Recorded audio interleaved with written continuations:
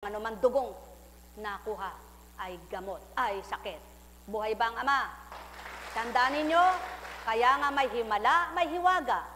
At binubuhay ang himala at hiwaga na pananalig at panaligan ninyo nang mabuhay ang kapangyarihan ng Ama. Oh, ba't ikaw?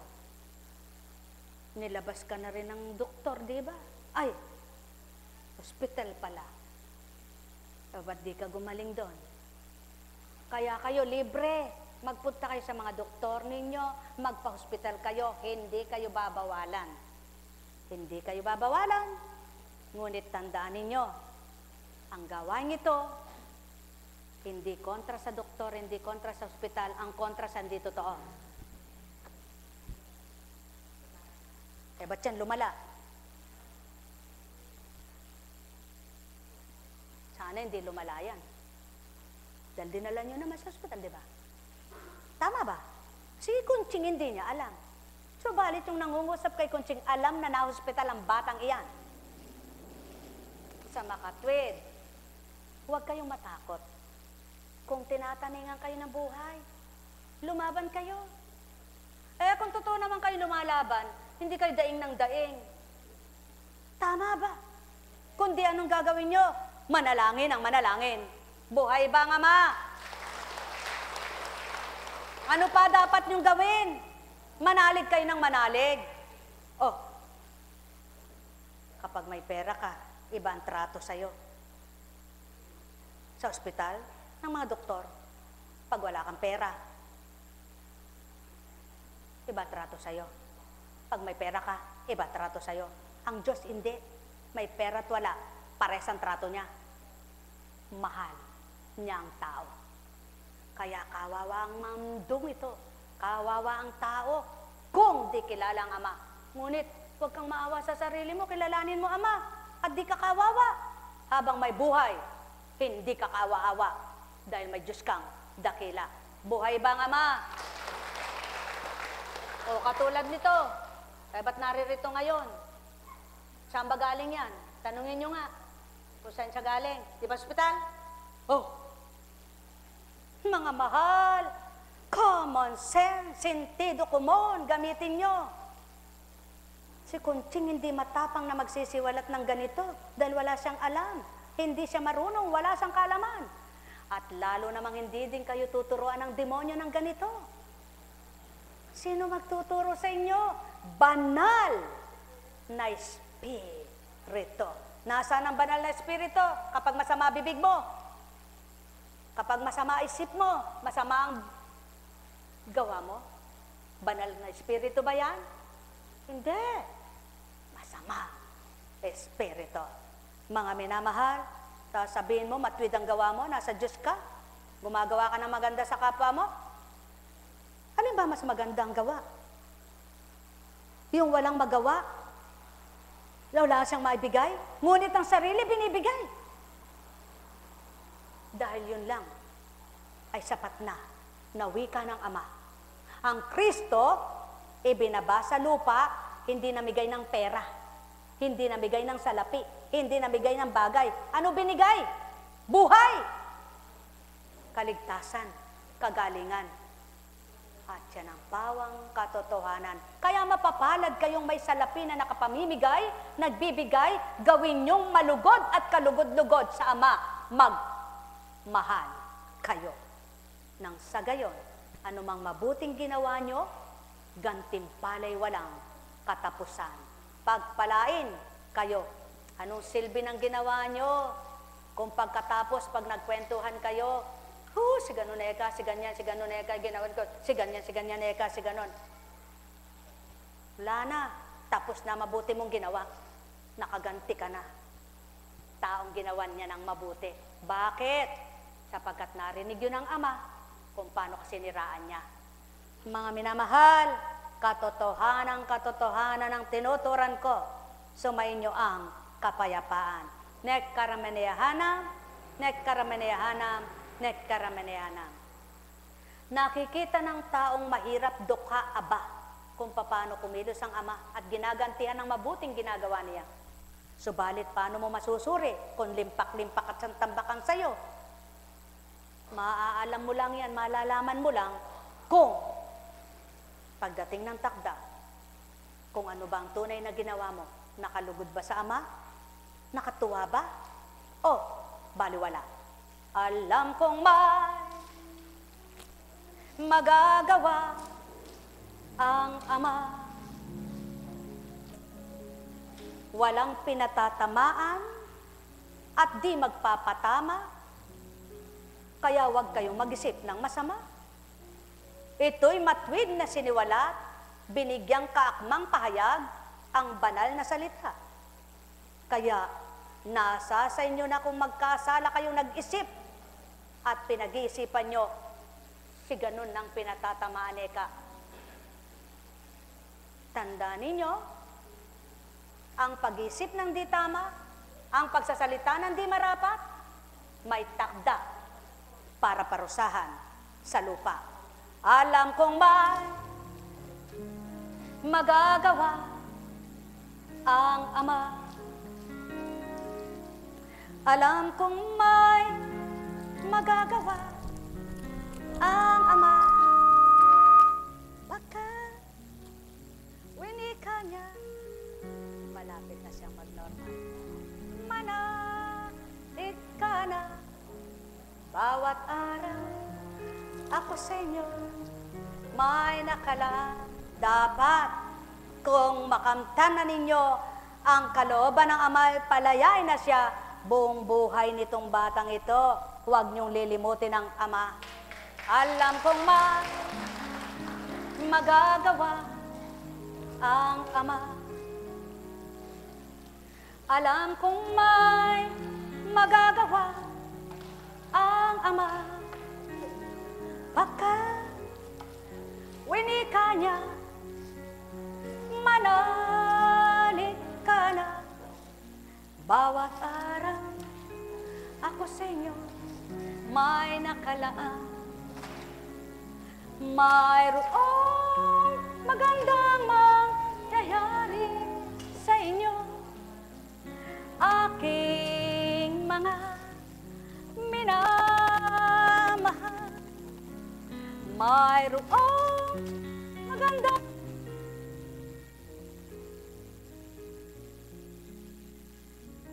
umangkin at gabi.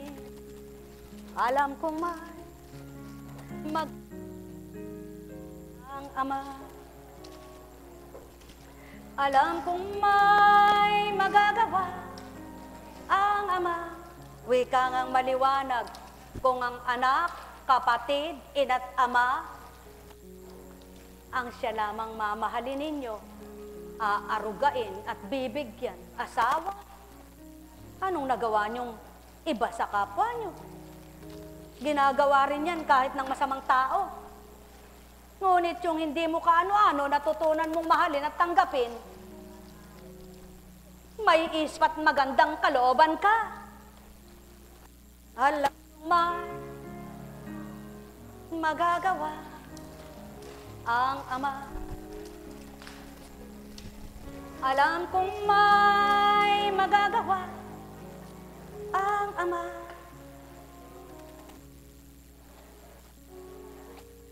Katulad mo, binalik ko ang gunita kay Constancia. Kaklase mo siya. Kaya mapalad si Constancia. Mapalad ka rin kung makakadama ka. Alam kong may magagawa ang Ama. Alam kong may magagawa ang Ama. Baka kanya manalig ka na bawat araw, ako sa inyo may nakalaan.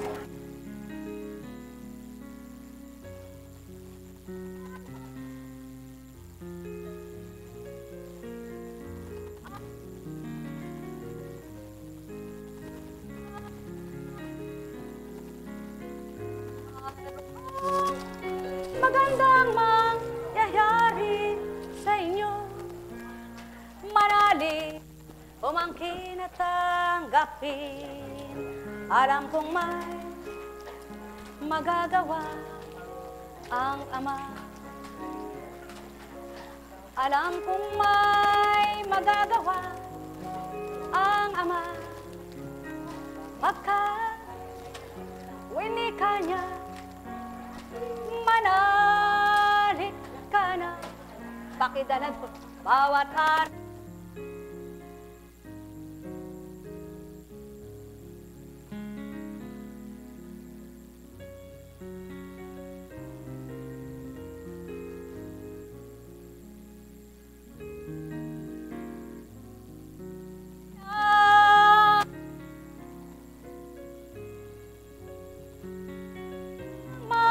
Parte-parte sa inyo, manalig, umangkin at tanggapin. Alam kong may magagawa ang Ama. Alam kong may magagawa ang Ama. Pagkat winika niya, ay kami, tingnan mo, maisip ka pala. Manalig ka na, bawat araw ako sa inyo may nakalaan. Mayroong magandang mangyayari sa inyo, aking mga minamahal.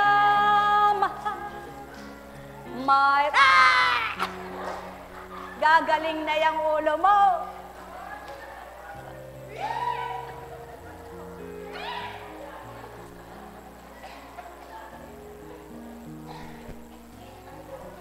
Mayroong magandang mangyayari sa inyo, aking mga minamahal. Lagi niyong tatandaan, mayroong magandang mangyayari sa inyo, mapalad ang nagpaparaya. Si Apo Kunching tagahagis araw-araw. Isa man walang natitira na para sa kanya. Pero si Apo Kunching ang sinasabi nilang, nagdala ka ako kay Apo Kunching ng tinapay, nagdala ka ako kay Apo Kunching ng kende, nagdala ka ako kay Apo Kunching ng ganun, nagdala ka ako, karaming dinala kay Apo Kunching. Eh, isang tinapay man, di pa siya nakakatikit. Laging karaming dinala kay Apo Kunching. Sadya namang totoo, maraming nadadala. Tunay na marami. Dahil talagang marami. Kaya naman, salamat sa Ama, maraming nagbibigay kay Apo Kunching. Marami. Kaya si Apo Kunching, mayaman na si Apo Kunching. Buhay ba ang Ama? Mayaman na. Ikwento nyo, mayaman na si Apo Kunching. May sarili daw bahay na magandang maganda. Dahil sa kwento, alam nyo ba, marami palang bibigay kay Apo Kunching. Kaya napakaganda daw ng bahay ni Apo Kunching. Wala ang mga anak ngayon, kaya nakapagsiwalat. Sapagkat kapag may anak dyan, baka marinig. Eh, wala eh. Walang asawa, walang anak, kaya nagsiwalat. Napakaganda raw ng bahay ni Apo Kunching. Dahil, sana ka nakita, sana ka na galing yung pinagpagawa. Deka, sa marami pala kang nagbibigay doon. Napakarami pala kang nagbibigay doon. Kaya isang araw, wag kayo magigitla pag pinapunta ko kayo sa palasyo ko. Ano? Napakaganda pala ng bahay ni Apo Kunching. Talagang napakaganda. Napakaganda. Alam niyo po, kung saan daw hinihilig ang halaman, ang puno doon natutumbay. Hihilig ko na ngayon doon para magkaroon ako napakagandang bahay. Hihilig ko na. Araw-araw angkinin ko na. Itutumba na ng Ama. May pera na ako marami. At meron na ako magandang bahay. Pananalig nila yung ganun eh. Para nila akong pinasusubo niyan. Kaya susubo na ako niyan. Gusto nyo ba magkano? Magkano ba gusto nyo? Isyuhan ko kayong cheque na. Habay po ba ang Diyos? Napakabuti ng Ama. Kayo, ayaw nyo? Ayaw nyo? Sino ba sekretary ko? Kwentahin mo, anak ha. At mamaya magdideposit tayo ng marami. Marami kaming pera. ang daming tinapay, ang daming candy, ang daming pera, ang saya ng buhay. Ganyang maglingkod sa Diyos, maglingkod na rin kayo. Buhay ba ang Diyos? Buhay ba ang Diyos? Kaya, lahat ng may utang, babayaran ko na. Ilista nyo na lahat ng utang nyo, mga lagad. Babayaran ko na. Huwag nyo lang ako hahabulin habang di ko binabayaran, ha? Buhay ba ang Diyos? Napakasarap, ano? Alam nyo po, kung ordinaryo kang tao at normal kang tao, natural kang tao, sa narinig mo na yun, baka, tapatan ka. Saan nagmula ang pera ko? Pero salamat. Alam nyo po, narinig ko? Ano sinagot ko? Ay, salamat sa iyo, Panginoon. Purihin ka, Ama, purihin ka, purihin ka. Loobin mo po. Pero hindi ko po pangarap ang magandang bahay. Sabihin niyo man po ako sinungaling at sabihin niyo man po akong nayabang. Hindi ko po pangarap ang magandang bahay. Ang pangarap ko ay kalalagyang maganda. Pero nangangarap din ako maayos na bahay. Maayos lang. Tama na. Tama na po ako doon sa bulok kong bahay. Maayos na para sa akin yun eh. Ngayon kung ako na may bibigyan ng Diyos, lalong maraming salamat din. Para naman, nako, wala nang uuwi ha. Araw-araw kakain na tayo ng masasarap. Kakain tayo ng masasarap. Hoy, mga lingkod, mga alagad, narinig nyo ba? Marami tayong pera. Napakarami nating pera. Hoy, hindi ka na mag-a-apply sa abroad. Diyos ko. Hindi na kayo mag-DDH. Dito na lang kayo mag-domestic. Buhay ba ang Diyos? Napakabait ng Diyos. Alam niyo po, ang saya pala talaga. Napakasarap pala talaga. Alam niyo po, talagang napakasarap maglingkod sa Diyos. Totoong totoo po. Napakasarap. Kwentado lahat ng tao binibigay sa'yo. Kwentadong kwentado. Pero hindi nila kinukwenta kung saan mo dinala. Yun ang napakasarap. Pinakamasarap sa lahat. Alam ng tao yung binigay niya, yung ginawa mo sa binigay. Hindi niya alam. Pero ang Diyos, alam niyang lahat. Kaya magsaya. Magsaya, magsaya, magsaya. Dahil alam, ito ng Ama. Diba? Kaya, Pasko na, Pasko na, Pasko na. Magtiwalang may regalo siya. Kaya alam niyo po, araw-araw, araw-araw, aariin ko na, isasandig ko na, ang puno kong tutumba, kung saan ko gustong ihilig, at isang araw, mayroon na akong maraming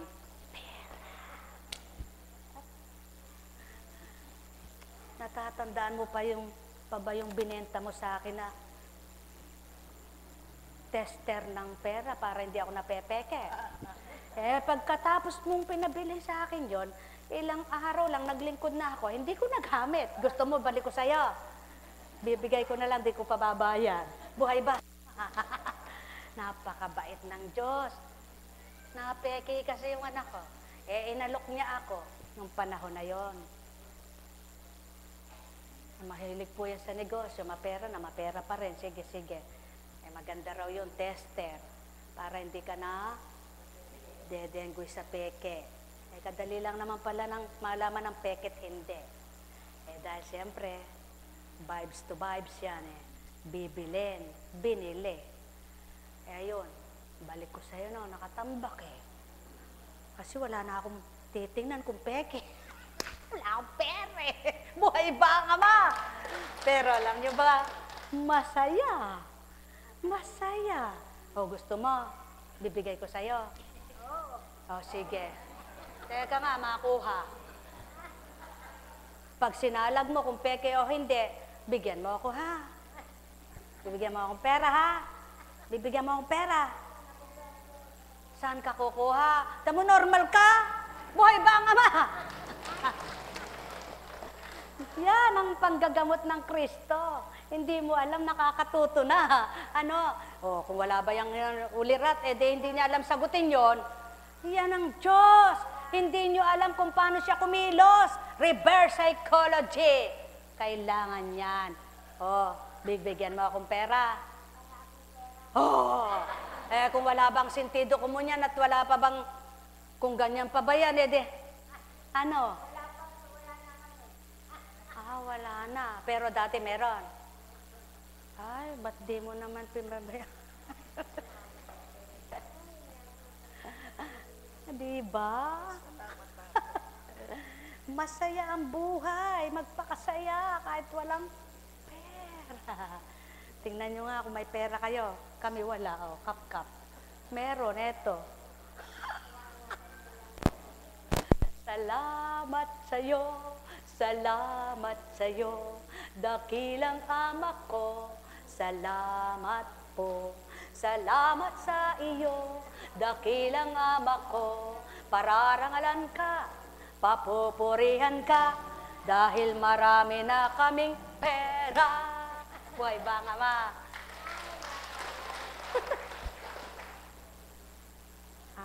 Ayaw niyong maniwala? Marami na tayong pera? Paniwalaan niyo nang mangyari. Buhay ba ang Diyos? Kaya, yan. Siguro, si kapatid na Ana, tinago niya.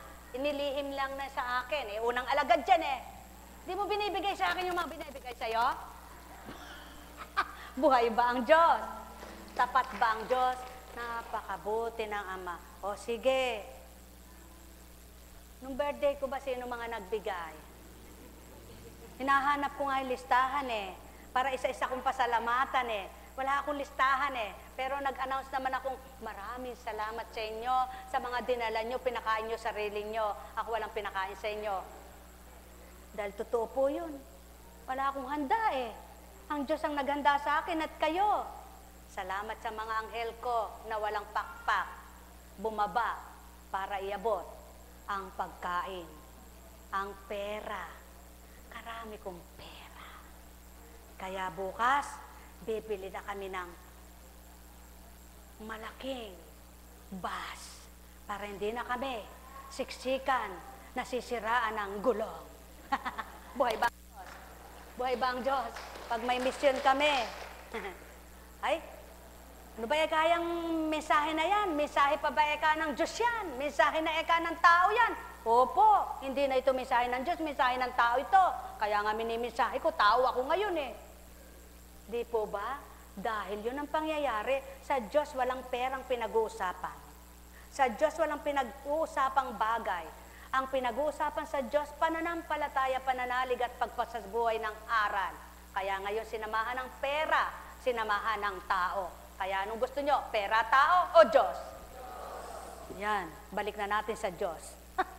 Napakahirap magsiwalat kapag ang sinisiwalat mo ipang tao. May mapupulot ka ba doon? Yan ang patotoo. Pag kwentong kutsero, nakakatuwa. Pag kwentong totoo, maraming nagagalit. Naiinis, naiinip, nagtatanong, ba't ganun ka mensahe? Ba't ganyan ang mensahe? Ay, ba't ganun ka mensahe? Sa Diyos pa ba yan? Wala bang karapatan ang bawat anak ng Ama na ikatwira nila at pangatwiranan ang kapwa nila para ipaglaban, ipagtanggol at maging ang sarili? Pwede mo sabihin, hindi ako naglingkod dahil sa iyo, kundi naglingkod ako dahil sa Diyos. Buhay ba ang Ama? Kaya kung ako po tatanungin nyo, gusto ko matapos agad kasi may mission po ako ngayon 3:00 ang usapan ang alis ko Po. Kaya nga po Pero dahil hindi ko kalooban at di ko kagustuhan, 4:00 man maghintay sila. Buhay ba ang Ama? Kaya ito ang patotoo sa inyo, walang maglilingkod nang hindi alam ang gagawin at hindi alam ang Diyos paglilingkuran. Kung ang paglilingkuran mo at maglilingkod ka ba ilang tao, sigurado tao ang parangal at karangalan ang hanap mo. Ngunit kapag ang Diyos, kailangan mo pasalamatan siya, parangalan siya, papurihan siya, ipagdangal siya, subalit dapat ang tao ay may dangal din at kapurihan. Ano yon? Yung sarili mo. Yung hindi mo binagbili ang kaluluwa mo dahil sa bagay, dahil sa salapi. Hindi mo ipagbibili ang puri mo dahil sa bagay, dahil sa salapi, dahil sa karangyaan, dahil sa kalayawan. Kundi ang gusto mo, yung Diyos ang maging ganap sa iyo upang pagdatal ng takda, hindi ka man gumawa ng di tama, nagkapera ka, magkakapera ka ayon sa kanyang kaloob sa iyo. Buhay ba ang Ama? Kaya sa inyong lahat, pagpalain kayo, may bukas pa. Masaya po kayo? May sakit pa kayo? Ay, salamat naman at gumaling ang inyong kaluluwa. At gagaling na rin ang inyong espiritu at katawan. At titibay. Lagi niyong tatandaan, may magagawa ang Diyos, makapangyarihan ang Diyos. Anong pangalan mo? Ayun. Sino siya? Si Mami. O, normal na. Ay, normal na. Ay, normal na. Yan. Anong pangalan? Anong pangalan niya, anak? Cyrus. Cyrus. Kapogi pala ni Cyrus. Ano? Pogi ka? Oo. Pogi. Panaligan natin, anak, na magtuloy-tuloy na ang biyayang kagalingan. Sa inyong lahat, sa pangalan ng Diyos Ama, Diyos Anak, Diyos Espiritu Santo, humayo kayong may galak sa puso nyo, matigib kayo ng ligaya at saya. Naway, matutunan ninyo ang tama at marapat na may sa buhay ang aral at salita ng Ama. Pagpalain kayo, paumanhin po. Hindi ko po sinasadyang kayo narito ngayon, ngunit di ko rin po sasadyang iwanan ko kayo, nakasadya lang pong nakaschedule na yon. Buhay po ba ang Diyos? Kaya sa inyong lahat, pagpalain kayo.